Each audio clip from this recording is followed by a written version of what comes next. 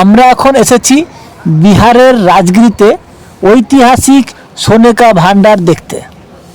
রাস্তার সিধাসিধি তাকালে যে পাহাড়টি দেখা যাচ্ছে ওই হলো সোনা ভান্ডার। ওই সোনা ভান্ডারের ভিতরে কি সোনা আছে আমরা কিছুই জানি না, তবে ঐতিহাসিক ঘটনা এখানে লুকিয়ে আছে এবং এর ভিতরে কিছু লিপি আছে। চলুন আপনাদের এই লিপিগুলো দেখাতে চলেছি। পাহাড় কেটে একটি দরজা করা আছে, এই দরজার ভিতর দিয়ে আপনাদের ঢুকতে হবে। চলুন ভিতরে ঢুকে দেখে আসি ভিতরে কি আছে। लाइब्रेरी में शब्द लिपि का पुस्तक था, जल करके नष्ट हो गया, पूरे संसार में लिपि पढ़ाई बन पाया। जय गली बाबा चालीस चोर फुलशिप सिंह उसी तरीका का कोड वर्ड कोचब है। अब बाहर निकल के भाई साहब गुफा 2 तल्ला था। ये 1934 की बिहार भूकंप में टूटा। जब इसकी पत्थर बाहर की गई तो रियल जैन टेम्पल मिला।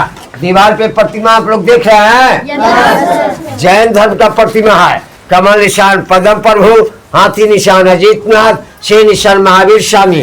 ये सब 1934 की धरती कंपन में ये गुफा और ये प्रतिमा नष्ट हुआ। तो राजगीर 5 पर्वतों से प्राचीन नगर घिरा हुआ था। प्राचीन नाम याद रखना, गिरिवर्ज, गिरि माने पहाड़, वर्ज माने वासी।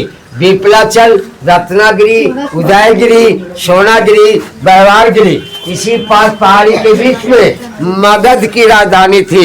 मगध नरेश राजा जरासंध का बिंबिसार का बेटा अजातशत्रु या का बेटा उज्जैन यहाँ से राजधानी उठा करके पटना पाटलिपुत्र बसाया, तब से जगह खाली पड़ गया। ये इतिहास विद्यार्थी और मैं एक प्राइवेट गाइड हूँ, मेरा कोई तलब तनखा नहीं। आप सबों से मदद सहारे का सहारा, सर झुका के नहीं भागेंगे। আপনারা শুনতেই পারলেন এবং জানতে পারলেন এখানকার গাইড কি বলছে, কারণ এরা যা জানে আমরা তার থেকে অনেক কম জানি, সেই জন্য গাইডের কথাগুলো আপনাদের শোনাতে বাধ্য হলাম।